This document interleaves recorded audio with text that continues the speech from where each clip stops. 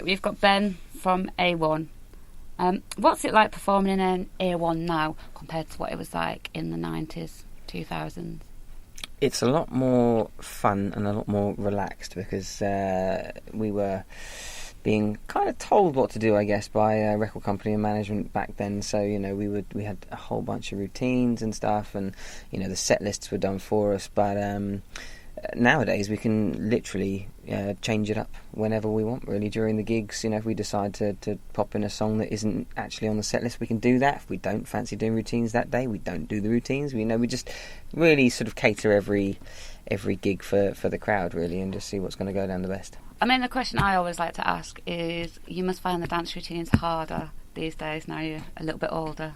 Well, no, because I'm much stronger and better and less, or more agile. More agile, I think. Like that. Yeah. No, I mean, we've definitely simplified them a little bit because we were never really dancers. We never really enjoyed that part of it. We were more musicians attempting to dance. And attempt we dance we did. That doesn't make any sense. But anyway, we weren't that good at dancing. But, we more sort of prefer playing instruments and stuff. And what are you guys most excited about the Boys Are Back tour? I think it's going to be like a 2-month-long stag do. So I think it's just going to be a lot of fun, a lot of partying, a lot of going to see our fans from that era. Probably they'll bring along their kids and stuff, and it's just be a good old nostalgia evening for everyone. You get a whole new heap of fans as well, won't you, with their children? Well, exactly, yeah. And what can we expect from A1 on the tour? Nothing. Absolutely nothing. No. Obviously, we're going to be doing all of our biggest hits. Take On Me, Summer Running You, Caught in the Middle, Every Time, Like a Rose. Everything. Maybe even a new song because we're just in the studio now writing and recording for our 6th studio album.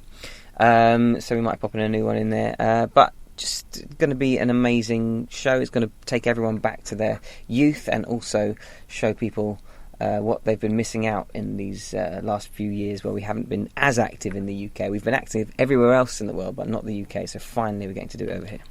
And will you be doing meet and greets with the fans at these tours?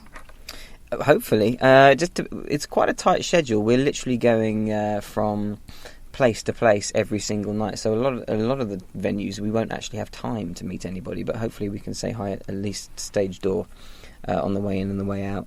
And I know there are a couple of VIP tickets, I believe, that have been bought that you can meet us. So we'll obviously be doing them. But yeah, we've always really appreciated our fans and spend as much time as we possibly can with them. But yeah, sometimes it's just not possible.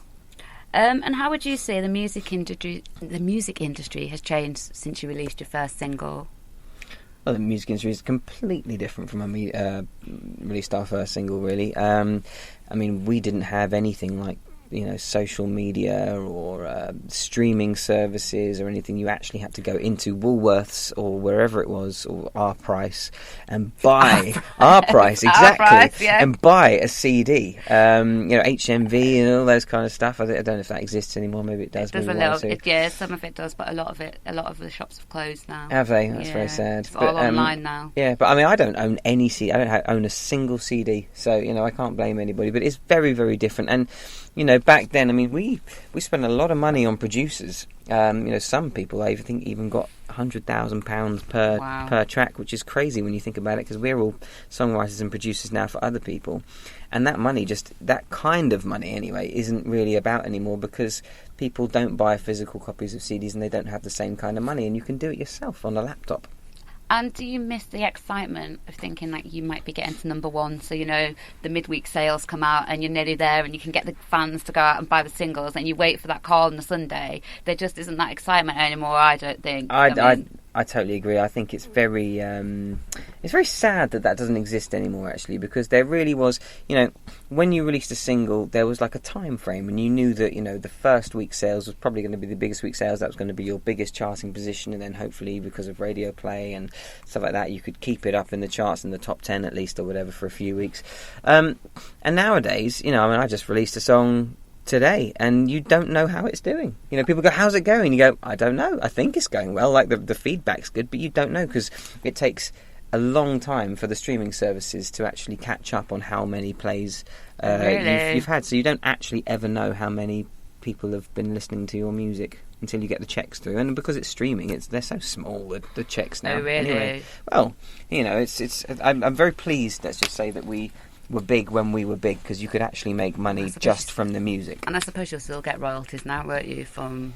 Yeah, well, because we wrote all the songs middle, apart from Take On Me, it's quite a nice thing to fall back on when, there have been years where we haven't been gigging as A1. We've been doing all our various different projects, but we still get, all the money through from the songwriting royalties and stuff. So that's a great thing. Obviously, we've just touched on this. You're a songwriter and a producer now. What is it you look for in an artist, and what would make you download their tracks? Well, I mean, what is it? Obviously, it's important to have good voice. I've worked with plenty of people that don't have very good voices and are actually doing quite well, which is pretty annoying. Put a bit of reverb on it?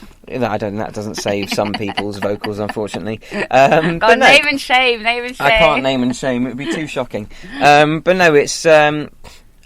I don't know. I think you can't really release albums these days. People do it on a track-by-track basis. And I think the only thing I dislike at the moment, although there's some very good songs out there, is that everything just sounds the same. You can listen to, I don't know what, and especially female artists for some reason at the moment. You could play me 6 different female artists with a sort of tropical house kind of beat, and you couldn't tell them one from the other. And I think that's a bit of a shame. And would you like to record and produce movie soundtracks ever? I know you've done the theatre. Yeah, well, I wrote a musical called Eugenius, and there's another one that I've written that's in the making right now, and that's been great. It's something very different. That's with Joanne Clifton, isn't it? I did the new one with Joanne Clifton. Yeah. I did the Eugenius with a friend of mine called Chris, and I've done a lot of sort of adverts for people like Fat Face and Bowden and big sort of brands like that. So, but I haven't done movies yet, so that could be a good next move, really. But we'll see. What movies would you like to be involved in, both as from a musician and an actor point of view? From an actor point of view, I would like to be in something fun, like a good version of Charlie and the Chocolate Factory. That would be good. As the old version was mine. I didn't like the new one. No. The old one was absolutely amazing. Yeah. The new one I didn't like at all. I don't know. It's hard to say really what kind of movie. I'd quite like to be a character that is completely not like me at all. I think I'm always kind of cast, even when I've done the Flashdance musical and Rocky Horror and stuff like that. I always seem to be sort of cast in the sort of love interest hero type character. Because of your boy band looks. I know, but I'd quite like to be like a villain or a sort of someone that's really nasty. Even if it's like someone that you wouldn't imagine is nasty, but he is. But you're like a Wolf of Wall Street, Exactly, character. Exactly. I'll just go into anything that Leonardo DiCaprio's done. That'll be fine. Actually, that Once Upon a Time in Hollywood's supposed to be really good. Is it? Yeah, I'll go and watch that. No, that Margot Robbie used to live in Clapham as well. Really? Yeah. Really? Margot Robbie. Oh yes, Margot Robbie. Yeah, I was thinking about another girl called Margot that did a film called 9 Songs. Do you remember that? Completely naked in the cinema. So, no, never mind. Must have missed that then. Missed that one, yeah, I didn't. So what's next for A1 as a band? Well, we've just been in the studio writing and recording for our 6th studio album. We've just put out our... not just put out, we announced some of our first UK gigs as a 4-piece in many, many years, and they sold out within 4 minutes, so that's happening at the end of the year. We've got a couple of other dates for A1 around at various different festivals this year, but next year is when we're really going to start focusing on A1. So obviously we've got the Boys Are Back tour, which is 2 solid months of touring, and then I guess it's promoting the album. And I think one of the nice things about A1 was that we were big in the UK and we did very well over here, but we did much better in lots of other places across the world. So places like Scandinavia and Europe and Asia and stuff like that, we're just planning our trips over there to take the new music and go back and see all of our amazing fans everywhere. Right, that's great. Thank you for having a chat.